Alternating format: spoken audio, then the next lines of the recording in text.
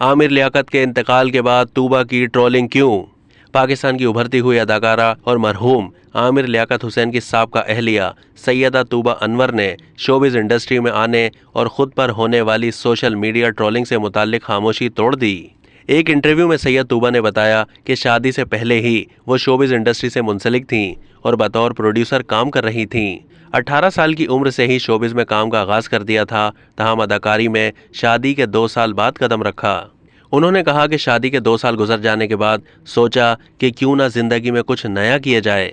उन्होंने बताया कि इस दौरान वो अपने मीडिया हाउस जाती थी, मगर साथ में घरेलू जिंदगी भी चल रही थी। शादी के 2 साल बाद उन्होंने बाकायदा ऑडिशन दिया था।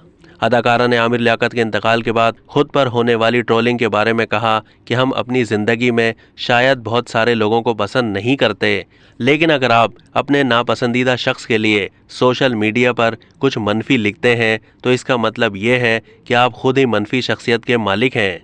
तूबा अनवर का मज़ीद कहना था कि पहले मुझे खुद पर होने वाली तनकीद से बहुत तकलीफ होती थी, क्योंकि हम भी इंसान हैं और हमें भी तो बुरा लगता है, लेकिन वक्त के साथ साथ मैंने अपने आप को इस मामले में बहुत मजबूत कर लिया।